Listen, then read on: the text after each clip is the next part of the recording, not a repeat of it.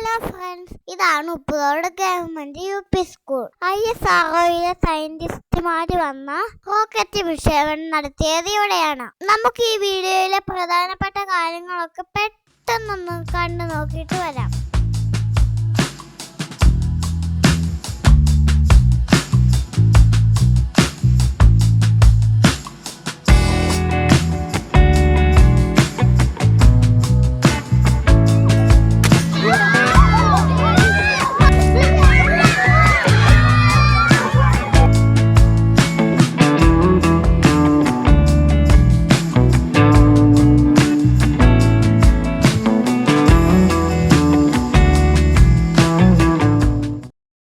വലിയമല ISROയിൽ നിന്ന് senior scientist Shibu Mathew, technical officer Sukesh S എന്നിവരാണ് റോക്കറ്റുകളുടെ demo കാണിക്കുകയും ക്ലാസ്സുകൾ എടുക്കുകയും ചെയ്തത്.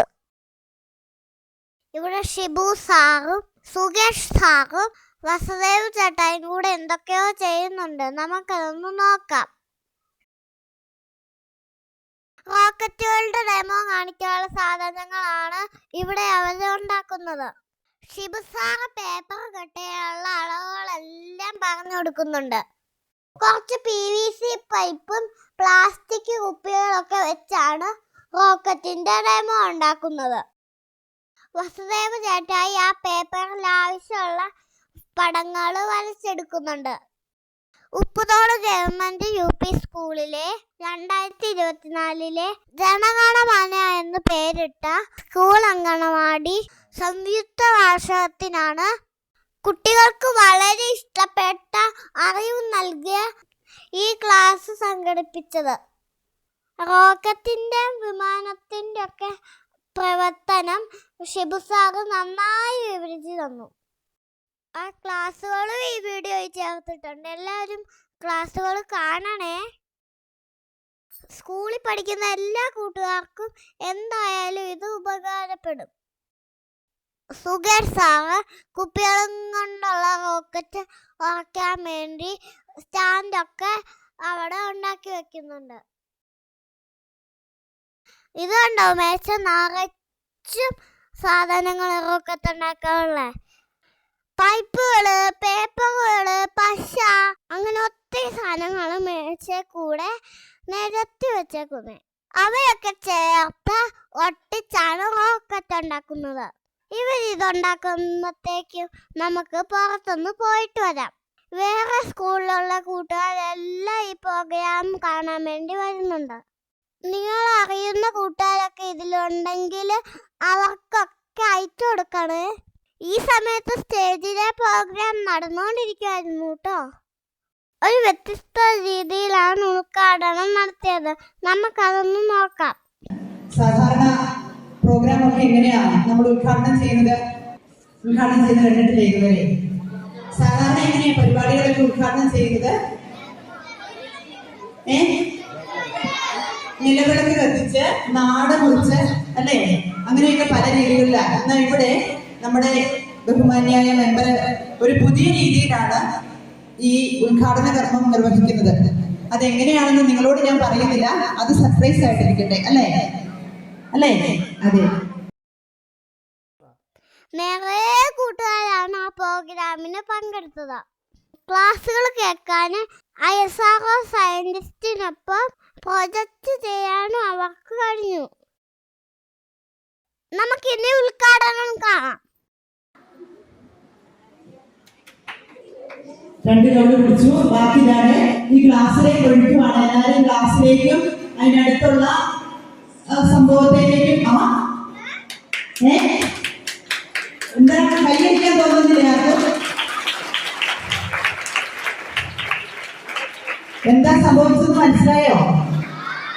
അത് മനസ്സിലാക്കി തരാനായിട്ടാണ് നമുക്കിവിടെ ISROയിലെ 2 സയന്റിസ്റ്റ്, ഒന്ന് ഷിബു സാറ്, പിന്നെ അദ്ദേഹത്തിന്റെ സഹപ്രവർത്തകനായ സുകേഷ് സാർ, അവർ 2 പേര് എത്തിച്ചേർന്നിട്ടുണ്ട്. അവിടെ എന്താ സംഭവിച്ചത്, പിന്നെ ഇപ്പൊ ഈ ലോകത്ത് എന്തൊക്കെയാ സംഭവിക്കുന്നത് എന്നൊക്കെ നിങ്ങളെ മനസ്സിലാക്കാൻ വേണ്ടിയിട്ടാണ്. അപ്പൊ സാറിനൊരു ബിഗ് ക്ലാപ്പ് കൊടുത്തേ. ഇഷ്ടപ്പെട്ടോ ISRO എന്ന് തെളിഞ്ഞു വന്നത്? അന്ന് എല്ലാവരും എഴുന്നേറ്റ് നിന്നൊന്ന് ഒരു ഒറ്റ കയ്യടി അടിച്ച ഒരു സാറിന് ഒരു ഹായ് പറഞ്ഞേ. ഇനി നമുക്ക് സാറിന്റെ വാക്കുകൾക്ക് വേണ്ടി കാതോർക്കാം. സാറിന്റെ കൂടെ ക്ലാസ്സിൽ നിങ്ങൾ എല്ലാവരും സജീവമായിട്ട് പങ്കെടുക്കുക. ഇനി നിങ്ങളും സാറും കൂടിയുള്ള സെഷനാണ്. ഒരു നല്ല ഗുഡ് മോർണിംഗ്. എല്ലാവരും വളരെ ഉത്സാഹമായിട്ടുണ്ട്. Good morning.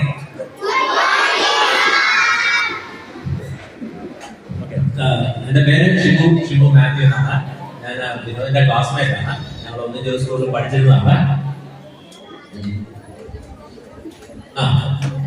അപ്പം നമുക്ക് ആദ്യം തന്നെ ടീച്ചർ പറഞ്ഞ പോലെ എന്തുകൊണ്ടാണ് ഈ നമ്മൾ നാരങ്ങാവളതിനകത്ത് ഒഴിച്ചു കഴിഞ്ഞപ്പം ടീച്ചർ കുടിച്ചത് നാരങ്ങാവളമായിരുന്നല്ലോ. എന്തുകൊണ്ടാണ് നാരങ്ങാവളതിനകത്ത് ഒഴിച്ചു കഴിഞ്ഞപ്പോ ലൈറ്റ് കത്തിയെന്ന് ആർക്കെങ്കിലും മനസ്സിലായോ? എന്നാലും ആലോചിച്ച് നോക്കിയേ.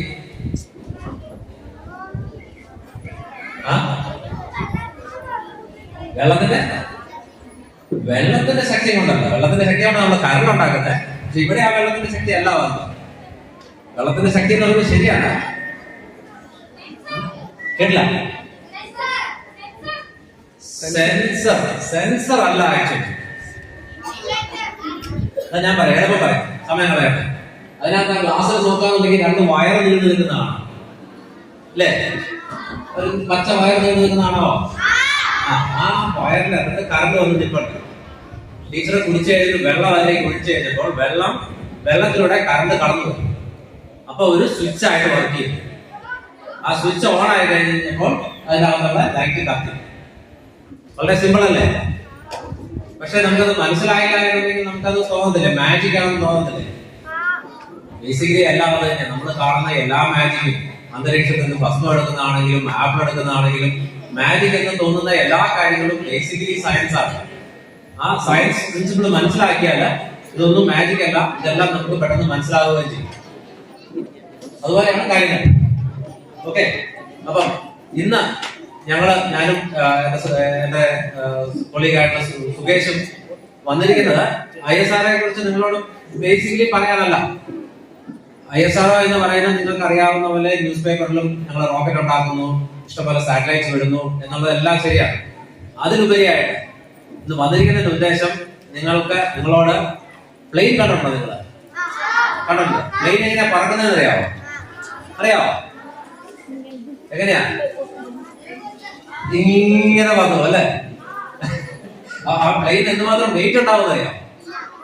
ഇല്ല. നമ്മൾ എന്തുകൊണ്ടാ പറക്കാത്തതെന്ന് അറിയാം? നമുക്ക് പറക്കാൻ പറ്റുമോ? ഇല്ല. അപ്പം നമ്മൾ പ്ലെയിനിൽ കയറി പ്ലെയിനിലൂടെ നമ്മൾ പറക്കുകയാണ്. അതുപോലെ ISROയുടെ മെയിൻ ഒരു ഉപാധി എന്ന് പറയുന്നത് നമ്മൾ റോക്കറ്റ് ഉണ്ടാക്കുന്നതാണ്. ഈ റോക്കറ്റ് എങ്ങനെയാ വർക്ക് ചെയ്യുന്നതെന്ന് അറിയാമോ? ഇല്ല. അപ്പൊ അത് രണ്ട് കാര്യങ്ങളും പറയുകയും നമുക്ക് അവസാനം ഇന്നത്തെ ഉച്ചയാകുമ്പോഴത്തേക്ക് എല്ലാവരും മടുത്തിരിക്കുന്ന സമയത്ത് നമുക്ക് ഒരു റോക്കറ്റിന്റെ മോഡൽ ഉണ്ടാക്കി വിക്ഷേപിക്കാൻ പറ്റുമോ എന്ന് കൂടെ നോക്കാം. ശരി, അത് നിങ്ങൾക്ക് ഉണ്ടാക്കാൻ പറ്റുമോ റോക്കറ്റ്?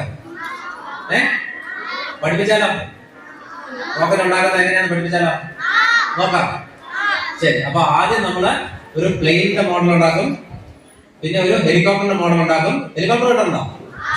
ഇങ്ങനെ മേളിൽ ചക്രമൊക്കെ കറങ്ങണേ, അതുപോലെ കറങ്ങുന്ന ഒരു പേപ്പറിന്റെ ഒരു സാധനം ഉണ്ടാക്കും. പിന്നെ നമുക്കൊരു റോക്കറ്റിന്റെ മോഡൽ കൂടെ ഉണ്ടാക്കാം. റെഡി?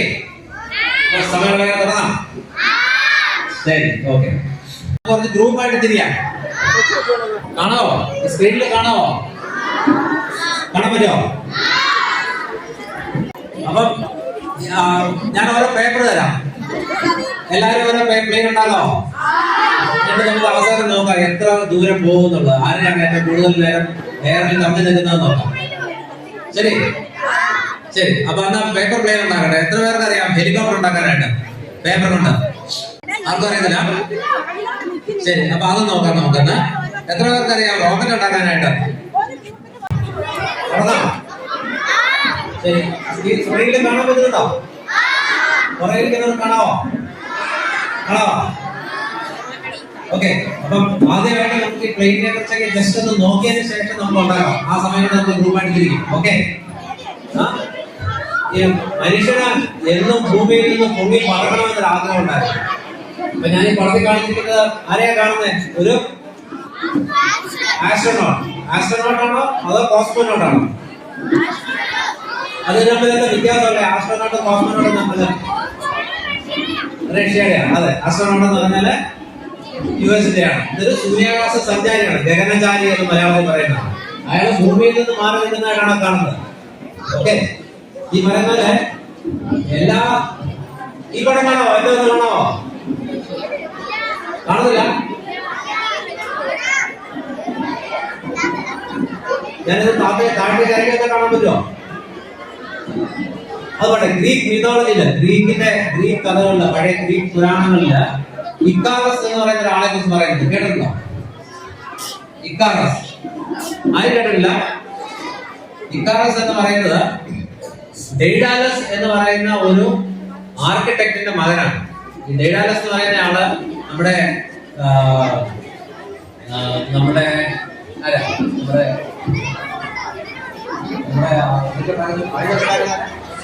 വിശ്വകർമ്മ. നമ്മുടെ വിശ്വകർമാവിന്റെ കാലത്തെ ഗ്രീക്ക് മിഥോളജിയിലെ ആളാണ് ഡെയ്ഡാലസ് എന്ന് പറയുന്ന ആള്.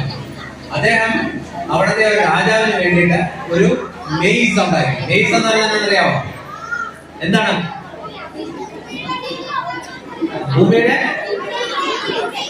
ഭൂമിയുടെ അടിയിലത്തെ കൂടി അല്ല മെയ്സ് എന്ന് പറയുന്നത്. മെയ്സ് എന്ന് പറയുന്നത് മുന്തിരി ഇങ്ങനെ നമ്മൾ വഴി കണ്ടുപിടിക്കുക എന്ന് പറഞ്ഞാൽ നമ്മുടെ പുസ്തകത്തിലൊക്കെ കാണുന്നില്ലേ? അല്ലെങ്കിൽ ഉറുമ്പിനെ പുറത്തിറക്കുക എന്നൊക്കെ പറയത്തില്ലേ? ഇങ്ങനെ വഴി ഇങ്ങനെ വരച്ചു പോകുന്നത്, അതാണ് മെയ്സ് എന്ന് പറയുന്ന സാധനം. ഈ മെയ്സ് ഉണ്ടാക്കിയത് എന്തിനാന്ന് വെച്ചാല് ഈ ഡെയ്ഡാലസിന്റെ രാജാവ് മിനോസ് എന്ന് പറയുന്ന രാജ്യത്തെ രാജാവിന് ഒരു മകനുണ്ടായിരുന്നു, മിനോട്ടർ എന്നാണ് പേര്. അയാൾക്ക് കാളയുടെ തലയും മനുഷ്യന്റെ ഉടലുമായിരുന്നു, ഒരു വാല്. അപ്പൊ ഇയാളൊരു ഭയങ്കര ക്രൂരനായിട്ടുള്ള ഒരാളായതാണ്. ഇയാളെ തുറങ്കിൽ അടയ്ക്കാൻ വേണ്ടിയിട്ടാണ് ഈ മെയ്സ് ഉണ്ടാക്കിയത്. ഈ മെയ്സ് ഉണ്ടാക്കി കഴിഞ്ഞപ്പോ ഈ മെയ്സിനകത്ത് കുറെ നാൾ കഴിഞ്ഞപ്പോ ഈ മെയ്സിന്റെ രഹസ്യം ഈ ഡെയ്ഡാലസ് പറഞ്ഞു കൊടുത്തു എന്ന് പറഞ്ഞുകൊണ്ട് ഡെയ്ഡാലസിന്റെ മകനായിട്ടുള്ള ഇക്കാറസിനെയും ഈ മെയ്സിനകത്ത് തന്നെ പിന്നെ തുറന്നലടച്ചു. അപ്പൊ കുറെ നാൾ കഴിഞ്ഞപ്പോൾ ഇവരിതിനകത്ത് പുറത്തിറങ്ങാനായിട്ട് എന്താ ചെയ്യാന്ന് വെച്ചാൽ ഈ അച്ഛൻ, അതായത് ഡെയ്ഡാലസ് എന്ന് പറയുന്ന കക്ഷി കുറെ ഫെദർ, നമ്മുടെ തൂവലുകളും കമ്പിളി പുതപ്പുകളും കോട്ടൺ ചരലുകളും ഉപയോഗിച്ച് ഒരു വലിയ ചിറകുണ്ടാക്കി. ഈ ചിറക് ബീസ് പാക്സ് ഇല്ല, നമ്മുടെ മെഴുക, നമ്മുടെ തേനീച്ചയുടെ മെഴുക, അന്നത്തെ കാലത്ത് തേനീച്ച ഉണ്ടായിരുന്നു, പാരത്തിനുണ്ടായിരുന്നില്ല. അപ്പൊ തേനീച്ചയുടെ മെഴുക വെച്ച് ഒട്ടിച്ച് ചേർത്ത് ഒരു വലിയ ചിറകായി. ഈ ചിറക് ഇക്കാറസിന്റെ പുറത്ത് അയാൾ കെട്ടിവെച്ചു കൊടുത്തു. അപ്പൊ ഇക്കാറസിന്റെ പുറത്ത് ഒട്ടിച്ചു വെച്ചിട്ട് കൊടുത്തു, നീ ഒത്തിരി താഴ്ന്നു പറക്കരുത്. ഈ ബേസിന്റെ പുറത്ത് വരുമ്പോ ഒത്തിരി താഴ്ന്നു പറക്കരുത്. താഴ്ന്നു പറത്താൽ കടലാണ്, ആ കടലിലും മുട്ടിക്കഴിഞ്ഞാൽ വെള്ളം നനഞ്ഞ് പറക്കാൻ പറ്റാതെ വരും. ഒത്തിരി പൊങ്ങി പറക്കരുത്, സൂര്യന്റെ അടുത്ത് പോയി പറക്കരുത് എന്നും പറഞ്ഞു. ഇത് ബേസിക്കലി പറയുന്നത് നിനക്ക് അഹങ്കാരം ഉണ്ടാകരുത്, നീ വളരെയധികം വിനയാനീതനം ആകരുത് എന്നുള്ളതാണ് പറഞ്ഞത്. അത്യാവശ്യമായിട്ട് നമ്മളുടെ കോൺഫിഡൻസ് ഉണ്ടായിരിക്കണം എന്നുള്ള കണ്ടീഷനാണ് പറഞ്ഞത്. പക്ഷെ ഈ ഇക്കാറസ് എന്ന് പറയുന്ന മകൻ ഭയങ്കര അഹങ്കാരത്തോടെ പറന്നില്ലേ, അതായത് ഭൂമിയിൽ നിന്ന് പറന്നതാണല്ലോ.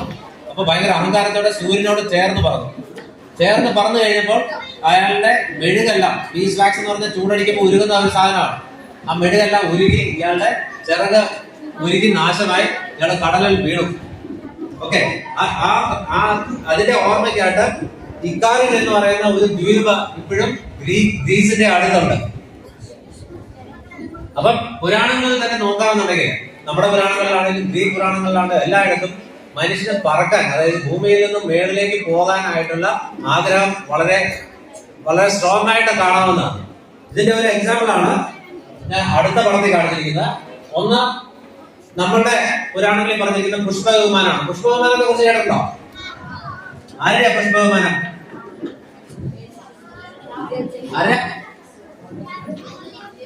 ആരെ പുഷ്പവിമാനം? കേട്ടില്ല? അല്ലു വർഗീസ്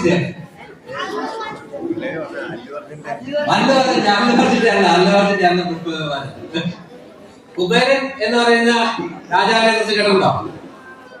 ഭയങ്കര കാശുകാരനായിട്ടുള്ള രാജാവാണ്, ഭയങ്കര റിച്ച് ആയിട്ടുള്ള ഒരു രാജാവാണ് കുബേരൻ. അപ്പൊ കുബേരനെയാണ് ബേസിക്കലി ഈ പുഷ്പവിമാനം എന്ന് പറയുന്ന സാധനം. ഒരു minute. Received 250 rupees on Google Pay for business. അപ്പം ഈ കുബേരന് ബ്രഹ്മാവിന്റെ ആയിരുന്നു ഒറിജിനലി ഈ പുഷ്പവിമാനം എന്ന സാധനം. ബ്രഹ്മാവ് കുബേരന് സമ്മാനമായി കൊടുത്തതാണ്. അപ്പൊ കുബേരന്റെ ആയിരുന്നു ലങ്ക. കുബേരന്റെ സഹോദരനാണ് നമ്മുടെ രാവണൻ. ഈ രാവണൻ 10 തലയുണ്ടായിരുന്ന അയാൾ ഭയങ്കര അഹങ്കാരി ആയപ്പോഴത്തേക്കും ലങ്ക പിടിച്ചെടുത്തു. സാധാരണ കുബേരനിൽ നിന്ന് പിടിച്ചെടുത്തു. അതിന്റെ കൂടെ ഈ പുഷ്പവിമാനവും പിടിച്ചെടുത്തു.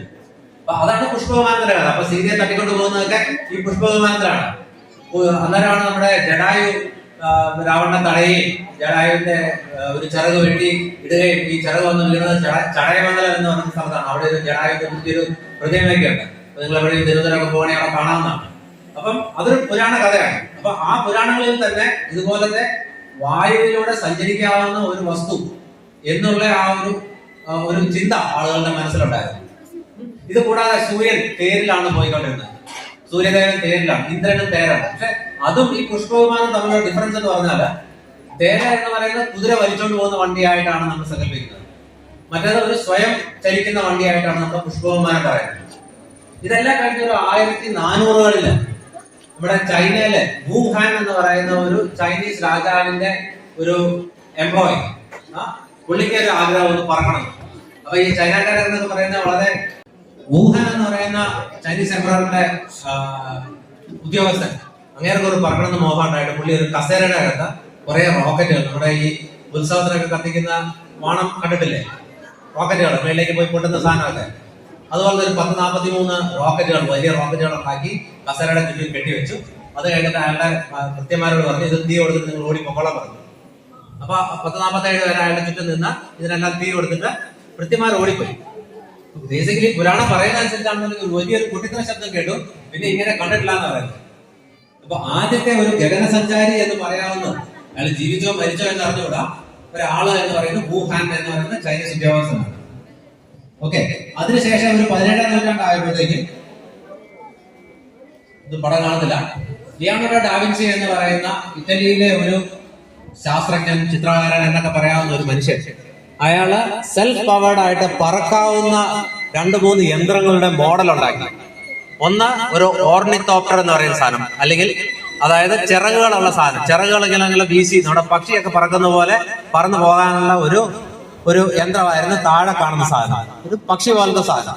പക്ഷെ അത് റിയലൈസ് ചെയ്തില്ല, അയാളുടെ ഭാവനയിൽ ഉണ്ടായിരുന്ന ഒരു സാധനമാണ്. അതിന്റെ കൂടെ തന്നെ അദ്ദേഹം ഒരു ഏരിയൽ സ്ക്രൂ എന്ന് പറയുന്ന ഒരു സാധനം ഉണ്ടാക്കി. അതാണ് വലതുവശത്ത് മേലിൽ കിടന്ന സാധനം. അത് നമ്മുടെ ഇപ്പോഴത്തെ ഹെലികോപ്റ്ററിന്റെ ഒരു മുൻ രൂപമാണ്. ഓക്കെ, ഇതെല്ലാം കഴിഞ്ഞ 1400-കളായപ്പോഴത്തേക്കും 1700-കളായപ്പോഴത്തേക്കും മോൺഗോൾഫിയർ ബ്രദേഴ്സ് എന്ന് പറയുന്ന ഫ്രാൻസിലെ 2 സഹോദരന്മാര് അവര് ഒരു ബലൂൺ ഉണ്ടാക്കി. ഈ ബലൂണിന്റെ പ്രത്യേകത എന്ന് പറഞ്ഞാൽ അത് കോട്ടൺ ക്യാൻവാസ് വെച്ചുണ്ടാക്കിയ ഒരു ബലൂണാണ്. എന്നിട്ട് അതിനകത്ത് ചൂടുവായു നിറച്ചു. എന്ത് പറ്റും? ചൂടുവായു നിറച്ചാൽ എന്ത് പറ്റും? എന്തുകൊണ്ടാണ്? ഏതാ? വീർക്കും. ഓക്കെ, ഫൈൻ, വീർക്കും. പിന്നെ വേറെ എന്ത് സംഭവിക്കും? പൊങ്ങും. എന്തുകൊണ്ടാ പൊങ്ങുന്നത്? കാറ്റ് കാരണമാണോ പൊങ്ങുന്നത്? അങ്ങനെയാണ് ഇവിടെ നിന്നാ പൊങ്ങണ്ടേ? ചൂടുവായുവിന് വെയിറ്റ് കുറവാണ്, ഡെൻസിറ്റി കുറവാണ്. അപ്പൊ അത് ലൈറ്റർ ആണ്. അപ്പൊ അത് പൊങ്ങിപ്പോകും. അപ്പൊ ഈ മോൺഗോൾഫിയർ ബ്രദേഴ്സ് ആദ്യമായിട്ട് ഒരു പശുവിനെയും ഒരു കോഴിയെയും ഒരു ആടിനെയും കയറ്റിയിട്ടാണ് ആദ്യമായിട്ട് ഈ ബലൂൺ പറത്തിയത്. അപ്പൊ അന്ന് മുതലാണ് ആളുകൾ, അതായത് നമ്മുടെ റെക്കോർഡഡ് ഹിസ്റ്ററിയിൽ ആളുകൾ ഭൂമിയിൽ നിന്ന് പൊങ്ങി പറക്കാൻ തുടങ്ങിയത്. ഇത് ഒരു ലൈറ്റർ ദാൻ എയർക്രാഫ്റ്റ് എന്നാണ് പറയുന്നത്. കാരണം ഇതിന്റെ മൊത്തം വെയിറ്റ് എടുത്താൽ, ഈ ബലൂണിന്റെ മൊത്തം വെയിറ്റ് എടുത്താൽ നമ്മുടെ വായുവിനേക്കാളും ഭാരം കുറവാണ്.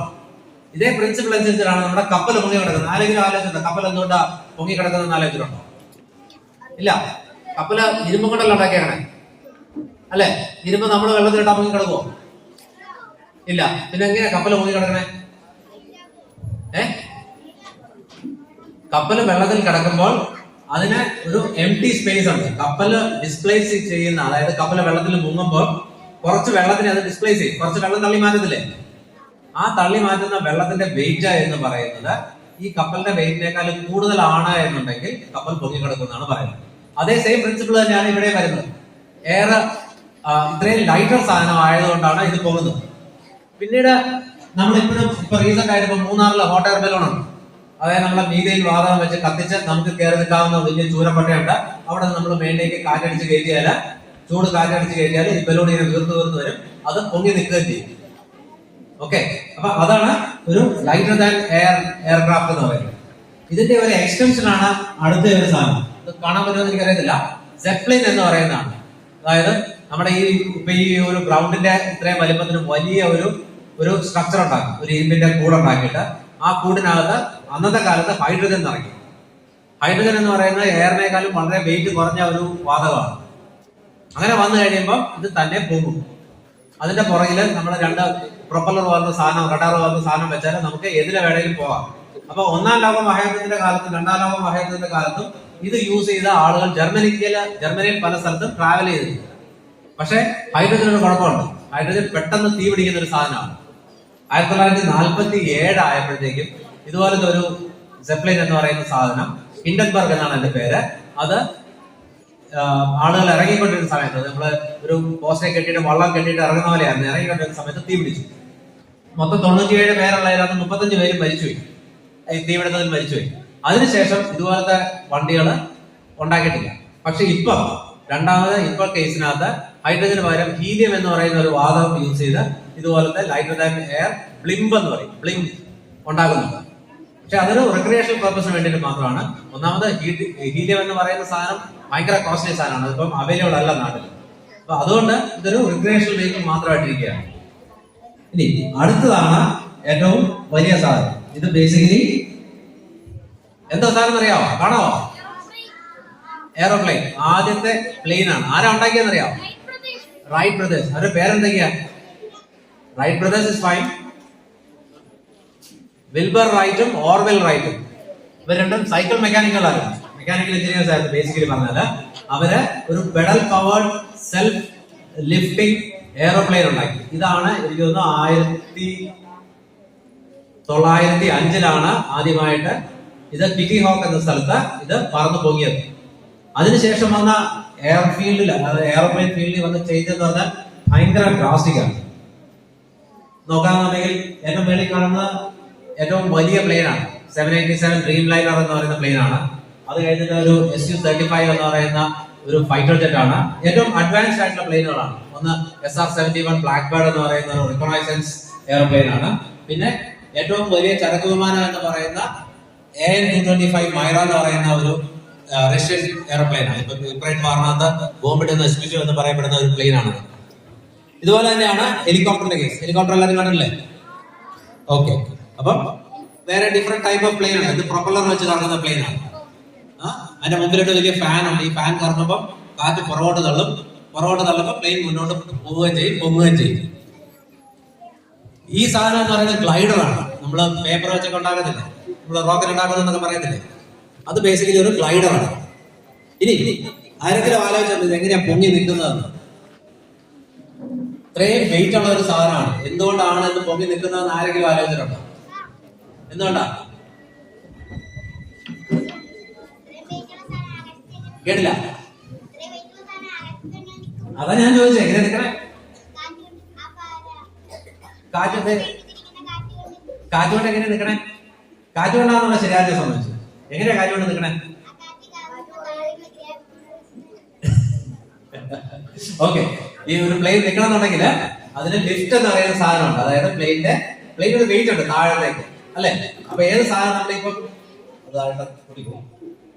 ഈ ഒരു ബുക്ക് നമ്മൾ താഴെ കിട്ടാന്ന് വിചാരിച്ചോ. ഈ ബുക്ക് താഴെ കിട്ടി കഴിയുമ്പോൾ താഴേക്ക് വീഴാണ്. എന്തെങ്കിലും ഒരു സാധനത്തിന്റെ അടിയിൽ നിന്നെങ്കിൽ മാത്രമേ അതിന് നമുക്ക് താഴേക്ക് വീഴാതിരിക്കാൻ പറ്റുള്ളൂ. പ്ലെയിനിന്റെ കേസിനകത്ത് അങ്ങനെ ഒരു ഫോഴ്സിനെയാണ് നമ്മൾ ലിഫ്റ്റ് എന്ന് പറയുന്നത്. ഓക്കെ, അതായത് മേലോട്ട് പൊക്കി നിർത്തുന്ന ഒരു ഫോഴ്സ്. ആ ലിഫ്റ്റ് എങ്ങനെ ഉണ്ടാകുന്നു എന്നുള്ളതാണ് ഇതിന്റെ അകത്തെ ഒക്കെ പ്രിൻസിപ്പിൾ എന്ന് പറയുന്നത്. അപ്പം ഈ ഒരു പടം നോക്കാന്നുണ്ടെങ്കിൽ ഇതൊരു പ്ലെയിനിന്റെ ചിറകാണല്ലോ, പ്ലെയിനിന്റെ ചിറക്. ആരും പ്ലെയിനിന്റെ ചിറക് കാണുന്നതാ? കണ്ടല്ല? ആരാണോ ഒരു കൈ പൊക്കിയിട്ടുണ്ട്? പ്ലെയിനിന്റെ ചിറക് കാണുന്നത്. അപ്പൊ കണ്ടല്ലോ, പ്ലെയിനിന്റെ ചിറകിന്റെ ഒരു ഷേപ്പ് എന്ന് പറഞ്ഞ ഒരു പ്രത്യേക ഷേപ്പാണ്. അതായത് മേൽവശം ഇങ്ങനെ ഉരുണ്ട നീളം കൂടിയൊരു വശവും താഴ്വശം ഒരു സ്ട്രെയിറ്റ് ആയിട്ടുള്ള വശവുമാണ്. അപ്പൊ നമ്മൾ അതിന്റെ മേളിൽ കാറ്റടിച്ചു കഴിഞ്ഞാൽ എന്ത് പറ്റും? മേൽവശത്ത് ഈ കാറ്റിന് കൂടുതൽ ദൂരം സഞ്ചരിക്കണം, അല്ലെ? ദൂരം കൂടുതലുള്ള ഏരിയ ആയതുകൊണ്ട്. താഴത്തെ ഭാഗത്ത് നേരെ ആയതുകൊണ്ട് കുറച്ച് ദൂരം സഞ്ചരിച്ചാൽ മതി. പക്ഷെ ഈ കാറ്റ് എപ്പോഴും കൂട്ടുകാരുടെ ഒപ്പേ പോകുന്നുള്ളൂ. അതായത് ഞാൻ തുടക്കത്തിൽ ഉണ്ടാകുന്ന ബാക്കി മോളിക്യൂൾസിന്റെ കൂടെ തന്നെ അവസാനം ഉണ്ടാകാൻ പറ്റുന്നുള്ളൂ.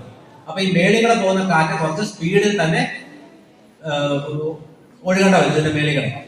അപ്പം ഈ മേളികളെ പോകുന്ന സ്പീഡ് കൂടുതലായതുകൊണ്ട് അവിടെ ഒരു പ്രഷറിന്റെ കുറവുണ്ടാവും. സിമ്പിൾ ആയിട്ട് പറഞ്ഞാല് ഞാനിപ്പോ ഒരു പേപ്പർ എടുത്ത് കാണിച്ചു തരാം. അപ്പൊ ഞാൻ എന്റെ മേളികളെ ഊതുകാന്ന് വിചാരിച്ചോ, എന്ത് പറ്റും? ഏതാ അതെന്തുകൊണ്ടാ? നിങ്ങൾ പഠിപ്പിച്ചാണ്. അപ്പൊ ഇത് കണ്ടിട്ടുണ്ടോ? നീ ചെയ്തു നോക്കിയിട്ടുണ്ടോ? കേട്ടോ? അപ്പൊ ഞാൻ മേളികളെ ഊതി കഴിയുമ്പോ എന്താ പറഞ്ഞേ? എക്സാക്ട്ലി മേളിലത്തെ മർദ്ദം കുറയുകയാണ് ചെയ്യുന്നത്. അപ്പൊ മർദ്ദം കുറയുമ്പോൾ മർദ്ദം കൂടുതലുള്ള അടിയിൽ നിന്ന് ഇതിനെ പൊക്കും. കണ്ടോ? അപ്പൊ അതുപോലെയാണ്. കണ്ടോ? ഞാൻ താഴേന്ന് ഊതിയാലും പോകും, പക്ഷെ അത് വേറെ കേസാണ്. കാരണം താഴേന്ന് ഊതുന്നതിന്റെ ബലം കൊണ്ടാണ് പോകുന്നത്. പക്ഷെ മേളില് എന്റെ ഇവിടുത്തെ മർദ്ദം കുറയുന്നതുകൊണ്ട് താഴത്തെ മർദ്ദം കൂടുതലായതുകൊണ്ട് ഇത് പൊങ്ങി വരുന്നതാണ്. അതുപോലെയാണ് പ്ലെയിൻ വർക്ക് ചെയ്യുന്നത്. ഓക്കെ, പക്ഷെ പ്ലെയിനിന്റെ സൈസും സ്പീഡും ഭയങ്കര കൂടുതലായതുകൊണ്ട് അതിന് അത്രയും വെയിറ്റ് നിലനിർത്താൻ പറ്റും. ഈ ഒരു പ്ലെയിനിന്റെ ഒരു വിങ്ങിന്റെ ക്രോസ് സെക്ഷൻ ആണ്. അത് ക്ലിയർ അല്ല. ഈ പ്ലെയിനിന്റെ വിങ്ങിന്റെ അകം പൊള്ളയാണ്, അറിയാമോ? അതിന്റെ പെട്രോളും എവിടെ സ്റ്റോർ ചെയ്തിരിക്കുന്നത് അറിയാം? ഏവിയേഷൻ ടർബൈൻ ഫ്ലൂയിഡ് എന്ന് പറയുന്ന അതിന്റെ ഇന്ധനം എവിടെ സ്റ്റോർ ചെയ്തിരിക്കുന്നത് അറിയാം? അതിന്റെ ചിറകുകൾക്കകത്താണ്. ചിറകിന്റെ അകത്ത് ചുമ്മാ നമ്മുടെ ഒരു പാട്ട പോലെ ഒരു ക്യാൻ പോലെ ഉണ്ടാക്കിയിരിക്കുന്ന സാധനമാണ്. അത് പ്ലെയിന്റെ കേസ്. അപ്പം അടുത്തതായിട്ട് വരുന്നതാണ് നമ്മളുടെ ഭൂമിയിൽ നിന്ന് മേളിലേക്ക് പോകാനുള്ള ഒരു ഉപാധിയാണ് റോക്കറ്റുകൾ. ഈ റോക്കറ്റുകൾ എങ്ങനെയാ വർക്ക് ചെയ്യണമെന്ന് അറിയാമോ? കേട്ടില്ല? ഫ്യൂവൽ കത്തി കഴിയുമ്പോൾ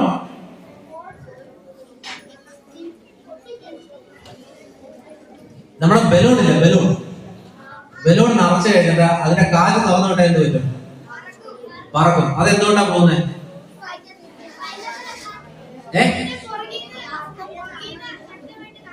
അതിന്റെ പുറകിൽ നിന്ന് കാറ്റ് പോകുമ്പോ അതിന്റെ ഓപ്പോസിറ്റ് ആയിട്ട്, കാറ്റ് പോകുന്നതിന്റെ ഓപ്പോസിറ്റ് ഡയറക്ഷനില് ഒരു ഫോഴ്സ് ഉണ്ടാവുകയാണ് ചെയ്യുന്നത്. ഓക്കെ, അപ്പം റോക്കറ്റുകളെല്ലാം വർക്ക് ചെയ്യുന്ന അതുപോലെ തന്നെ റോക്കറ്റിനകത്ത് നമ്മൾ കാര്യമായിട്ട് ഇന്ധനം നിറച്ചു വെച്ചിട്ടുണ്ട്. എന്നിട്ട് ഇന്ധനം കത്തിച്ചു കഴിയുമ്പോൾ റോക്കറ്റിന്റെ പുറകിലോട്ട് ഭയങ്കര ഫാസ്റ്റ് ആയിട്ട് ഈ ഗ്യാസ് എല്ലാം കൂടെ പുറകിലോട്ട് തള്ളുകയാണ് ചെയ്യുന്നത്. അങ്ങനെ തള്ളി കഴിയുമ്പോൾ ഒരു ഈക്വൽ ഫോഴ്സ്, അതാണ് ന്യൂട്ടന്റെ തേർഡ് ലോ ഓഫ് മോഷൻ എന്ന് പറയുന്നത്. Every action has N equal and opposite reaction എന്ന് പറയുന്നത്.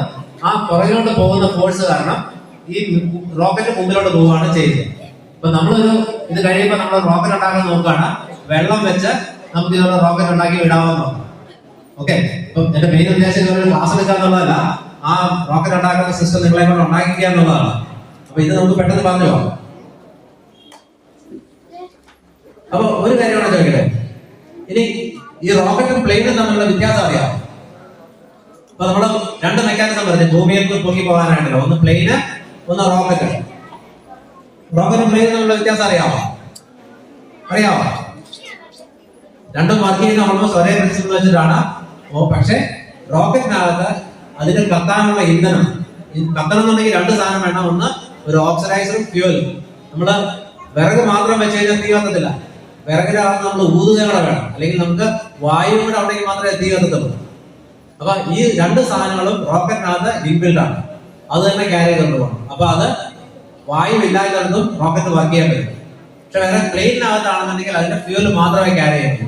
നമ്മുടെ അന്തരീക്ഷത്തിലുള്ള വായുവാണ് അത് കത്താനുള്ള ഒരു ഓക്സിഡൈസർ ആയിട്ട് യൂസ് ചെയ്യുന്നത്.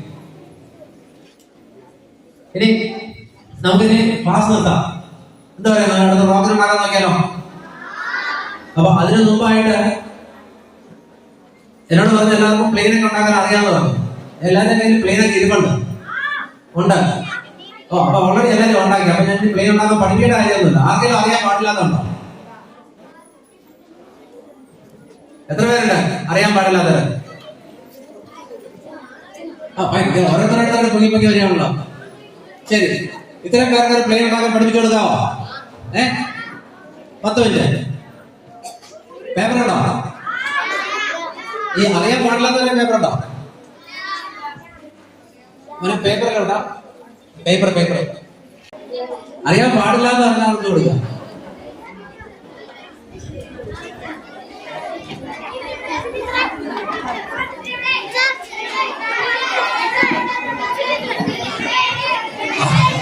അറിയാവുന്നവർ പേടിക്കണ്ട.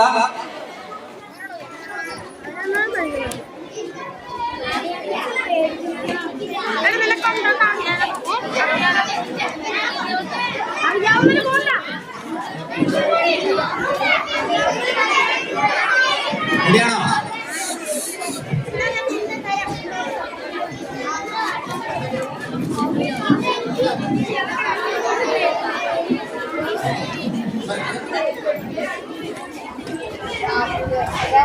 റെഡിയാണോ? ഉണ്ടാകാം. ഞാൻ പഠിപ്പിക്കണോ നിങ്ങളുടെ കൂട്ടുകാരെ പഠിക്കോ? എനിക്ക് പറയണം, കേൾക്കണം. ശരി, അപ്പൊ എല്ലാവരും പേപ്പർ ഉണ്ടെന്ന് വിചാരിക്കണം. അറിയാൻ പാടില്ലാത്തവർക്ക് വേണ്ടിയിട്ടാണ്. അറിയാവുന്നവർ മിടുക്കരായതുകൊണ്ട് അവർക്ക് പഠിപ്പിക്കുന്നില്ല.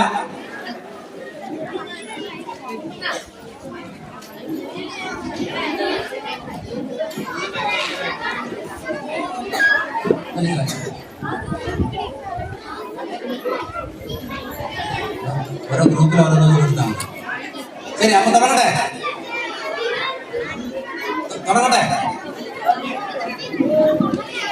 ശരി, ആദ്യം ഈ പേപ്പറിന്റെ നീളത്തിൽ നടുവേ മടക്കുക. അതായത് പടം കാണാതിരിക്കുന്നു തോന്നുന്നു. ഇതൊരു A4 സൈസ് പേപ്പറാണ്. അതിനെ ഇങ്ങനെ നേരെ വെച്ചിട്ട് നടുവേ ഇങ്ങനെ മടക്കുക. കൃത്യമായിട്ട് ഇങ്ങനെ മടക്കിയോ? അപ്പൊ നടുക്കൂടെ കൃത്യമായിട്ട് വരണേ.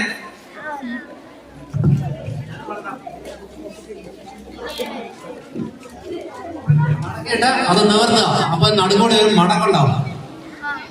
ഓക്കെ.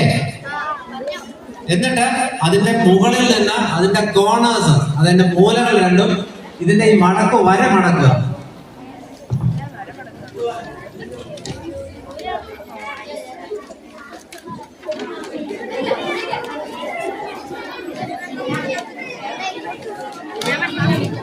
ഇതുപോലത്തെ ഒരു ഷേപ്പ് കിട്ടും കേട്ടോ.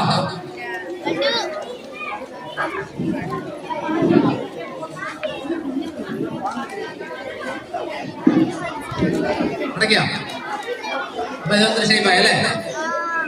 ഇനി അതേ ഡയറക്ഷനിൽ ഒന്നുകൂടെ മടക്കുക. അപ്പൊ മൂലയില്ല.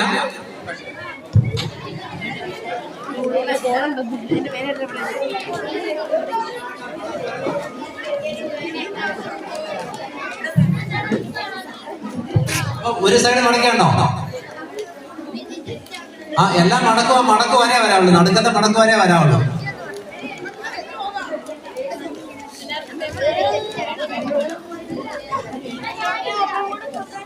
മടക്കിയോ? അത് രണ്ട് സൈഡ് മടക്കണേ. ലെഫ്റ്റും റൈറ്റും മടക്കണേ.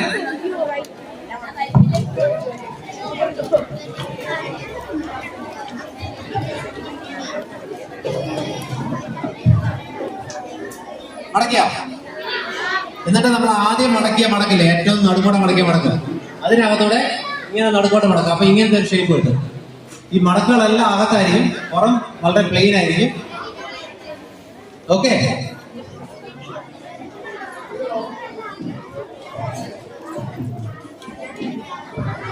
ഇനി ചെയ്യാനുള്ളത് ഇത് തുറന്നിട്ട്, അതായത് ഇങ്ങനെയാണല്ലോ ഇരിക്കുന്നത്, ഇങ്ങനെ തുറന്ന് തിരിച്ച ഒന്നുകൂടെ മടക്കുക.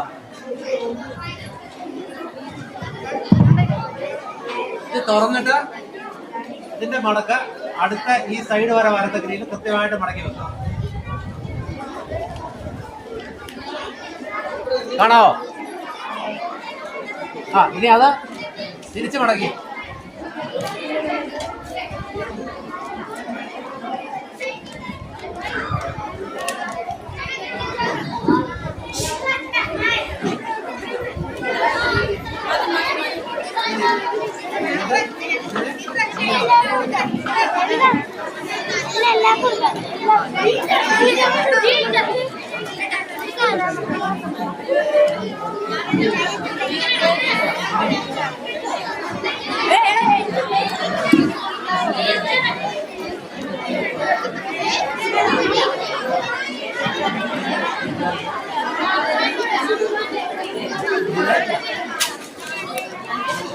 ഇങ്ങനെ വന്നു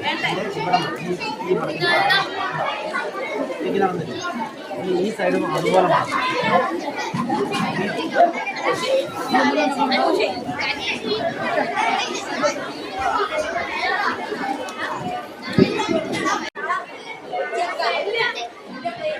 എങ്ങനെ കഴിഞ്ഞോ?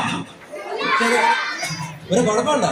ഇതെല്ലാരും വിട്ടു കഴിഞ്ഞാൽ പിന്നെ ഇത് ആരുടെയാണെന്ന് എങ്ങനെ അറിയുന്നത്? നമുക്ക് മത്സരം നടത്തണ്ടേ ഇത് കഴിയുമ്പോ? അപ്പൊ ഒരു കാര്യം ചെയ്യാം, എല്ലാരും മുടക്കി റോക്കറ്റൊക്കെ ഉണ്ടാക്കിയാൽ അവർ വെക്കുക, കയ്യിൽ വെക്കുക. ഈ പരിപാടി കഴിയുമ്പോൾ ആരുടെ റോക്കറ്റാണ് ഏറ്റവും നന്നായിട്ട് പറക്കുന്നത് നമുക്ക് നോക്കാം. ഓക്കെ, അപ്പൊ എല്ലാവരുടെയും പേരോ ഏതെങ്കിലും അല്ല ആ വാലിൽ എഴുതി വെക്കുക. ശരി, അതുപോലെ പോകാൻ നമ്മൾ നോക്കാം. ഉണ്ടാക്കി ശരി ശരി. അപ്പൊ നമുക്ക് ഈ റോക്കറ്റ് മാറ്റി വെച്ചിട്ട് ഇനി അടുത്ത സാധനം എടുത്താലോ? എല്ലാവരും കഴിഞ്ഞോ? ഇല്ല, ശരി. അത് പേപ്പർ നടക്കാനില്ലാണ്ടോ?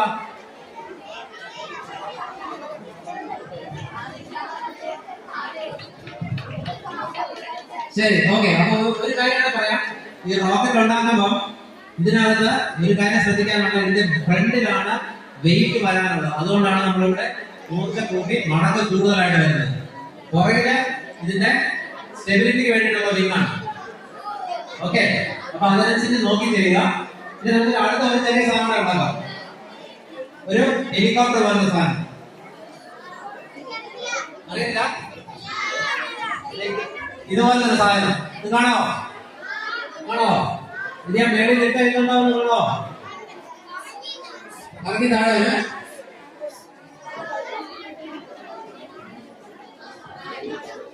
എനിക്ക് പൊക്കമില്ലാത്തതാണ് ഞാൻ അവിടെ കയറിയില്ല. കാണോ? താഴെ ഇട്ടേ കണ്ടോ? ഉണ്ടാക്കാൻ അറിയാവോ? ആർക്കും അറിയത്തില്ല. ഞാൻ ഒന്നാമത് കണ്ടില്ല, എനിക്ക് എടുത്തു തരും. ഞാൻ ഇറങ്ങി. അപ്പൊ അതുപോലെ തോരണം ഉണ്ടാക്കിയാലോ?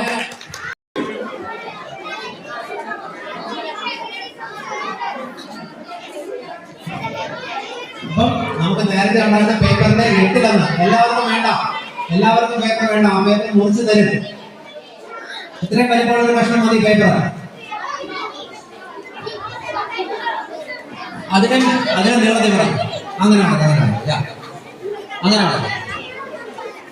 എന്നിട്ട് ഒരാൾ അടുത്ത ആൾക്ക് കൊടുക്കുക. ഷെയർ ഇടാം. കണ്ടോ?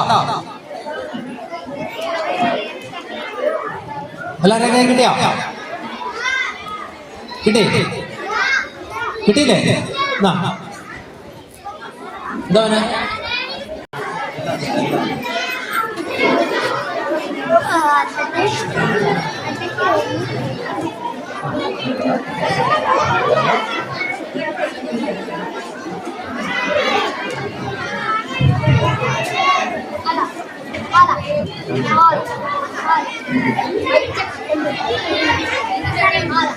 എല്ലാവർക്കും തരാം.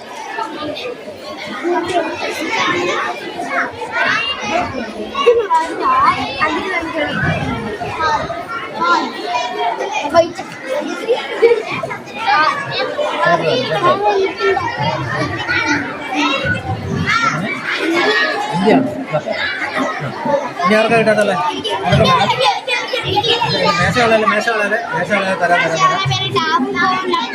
ആദ്യം മടക്ക് വര മടക്കിയാൽ മതി. ഓക്കെ, എന്നിട്ട് നമുക്ക് അതിനെ പതുക്കെ ആ മടക്ക് വര കീറാം. അതായത് ഈ പേപ്പറിനെ 3 വീതിച്ചിട്ട് അതിനെ നടുവെ ആ 3 ഭാഗം വരെ കീറുക.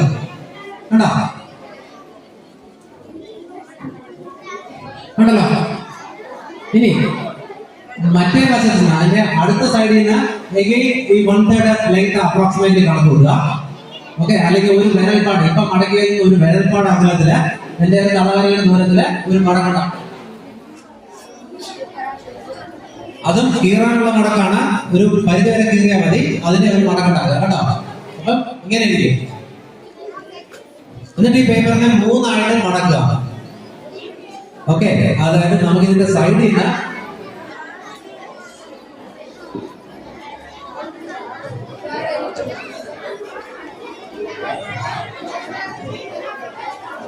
അപ്പൊ നമുക്ക് നടുക്ക ഒരു കഷ്ണം വരത്തക്ക രീതിയിൽ 3 ആയിട്ട് മടക്കുക.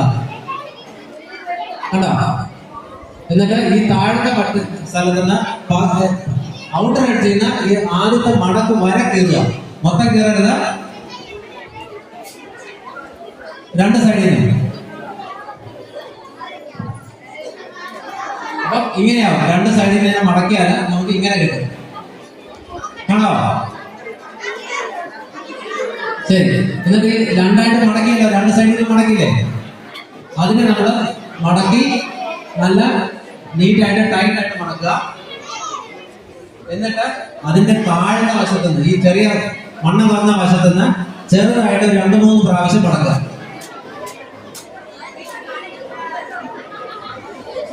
അപ്പൊ ഇങ്ങനെയാവും. ഇതിന്റെ നീളം എത്രയാവും? എന്നിട്ട് ഇതിന്റെ മേളിൽ മടക്കിയ നമ്മുടെ ലീഫ് ഉണ്ടല്ലോ, ആ ലീഫിനെ നമ്മൾ 2 ആയിട്ട് ഓപ്പോസിറ്റ് ഡയറക്ഷനിലേക്ക് മടക്കി വെക്കാം. അപ്പം ഇതിങ്ങനെ ഇരിക്കും. അപ്പൊ താഴെ ഒരു വെയിറ്റ്, ആ വെയിറ്റിനായിട്ട് നമ്മൾ രണ്ടാമത് സ്ട്രോങ് ആയിട്ട് മടക്കാൻ പറഞ്ഞത്. അതിന്റെ മുകളില് ഒരു ലീഫ്, അതായിരിക്കും അതിന്റെ കറങ്ങാനുള്ള സാധനം, റോട്ടോകോപ്റ്റർ എന്ന് പറയുന്ന സാധനം. എന്നിട്ട് അതിന് മേലെ കിട്ടാതെ ഉണ്ടോ? എത്ര പേരെ പോകുന്നുണ്ട്? എത്ര പേര് ശരിയായി? ശരിയായി. ഞാൻ ഇറങ്ങി നോക്കിയാ പോവാൻ നോക്കിയേ.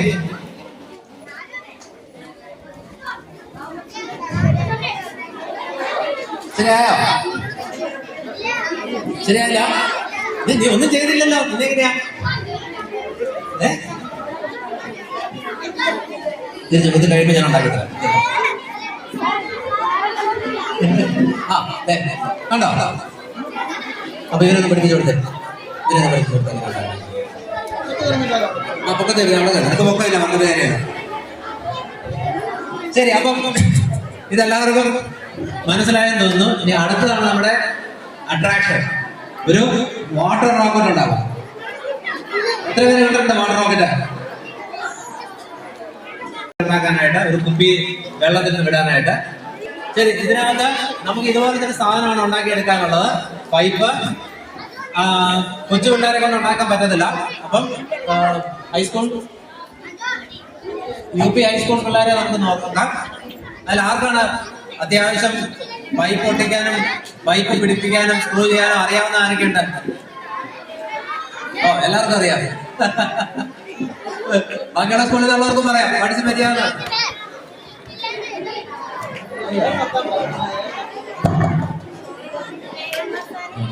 അപ്പൊ 7 മേലെ ഉള്ളവരെ വെച്ചാണ് നമുക്കൊരു. അപ്പൊ ആദ്യം ഒരു കാര്യം ചെയ്യാം, ആദ്യം ഒരെണ്ണം നമുക്ക് വെട്ട് കാണിക്കാം. അപ്പൊ അത് കഴിഞ്ഞിട്ട് നമുക്ക് വേണമെങ്കിൽ നിർദ്ദേശം നിർത്തിയിരിക്കാം. അപ്പൊ ആദ്യം വാട്ടർ റോക്കറ്റ് വിടാം. നമുക്ക് എന്ത് പറയുന്നു? ശരി, അതപ്പം നമുക്ക് തൽക്കാലത്തേക്ക് അവിടെ വെച്ച ഒരു റോക്കറ്റ് ആയിട്ട് വിക്ഷേപിച്ച് നോക്കാം, പോവാന്നറിയാം. ഓക്കെ, അപ്പൊ എന്റെ സഹായത്തിനാണ് ഞാൻ ബിനോയ് സാറിനെ എടുക്കുകയാണ്.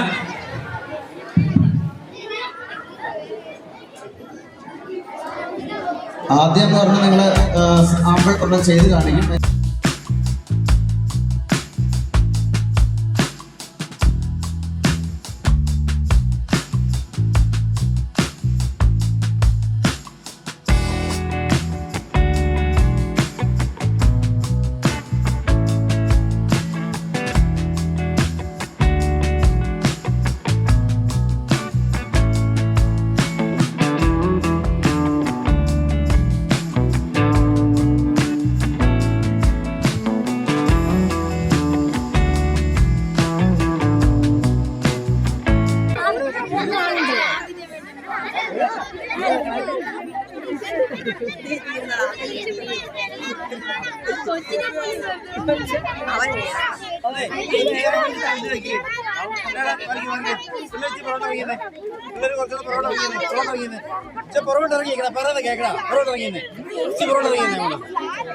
ആയിക്കോട്ടെ.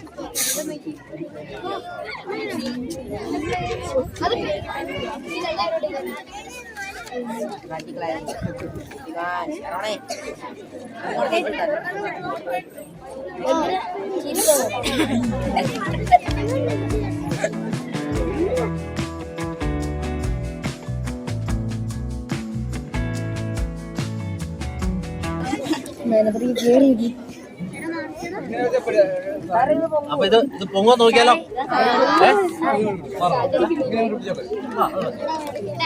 ആദ്യം ചുമ്മാ പൊങ്ങാൻ നോക്കാം. ആരെയും കുപ്പി പോയി എടുത്തോണ്ട് വരോ?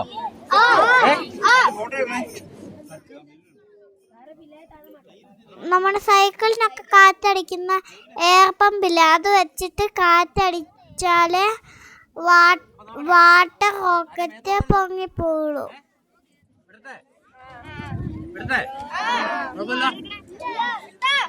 എനിക്കാ പേടി.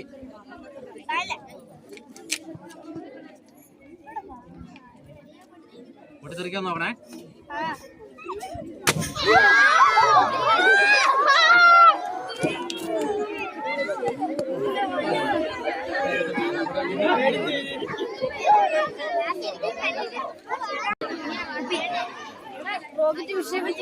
റോക്കറ്റ് പോയാണ്ടോ?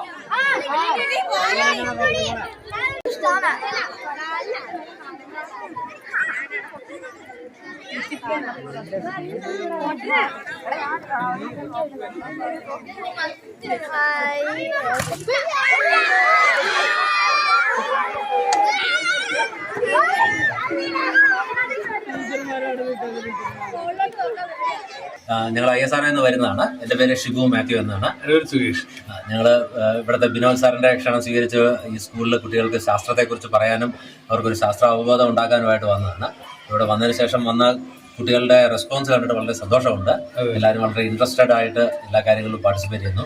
ഞങ്ങളിവരെ പേപ്പർ പ്ലെയിൻ ഉണ്ടാക്കാനും പേപ്പർ കൊണ്ടൊരു ഹെലികോപ്റ്റർ ഉണ്ടാക്കാനും ഒരു വാട്ടർ റോക്കറ്റ്, അതായത് നമ്മുടെ റോക്കറ്റിൻ്റെ പ്രിൻസിപ്പിൾസ് വരെ മനസ്സിലാക്കാനും റോക്കറ്റ് എങ്ങനെയാണ് വർക്ക് ചെയ്യുന്നത് വരെ മനസ്സിലാക്കാനായിട്ട് വെള്ളം വെച്ച് പ്രവർത്തിക്കുന്ന ഒരു റോക്കറ്റും കൂടെ ഉണ്ടാക്കാനായിട്ടാണ് ചെയ്യുന്നത്. ഇതിനൊരു ഡെമോൺസ്ട്രേഷൻ കഴിഞ്ഞിരിക്കുകയാണ്. ഈ കുട്ടികളെ കൊണ്ട് ഇത് ഉണ്ടാക്കിക്കാനുള്ള ഒരു ചാൻസ് കൂടെ അവർക്ക് കൊടുക്കുന്നു.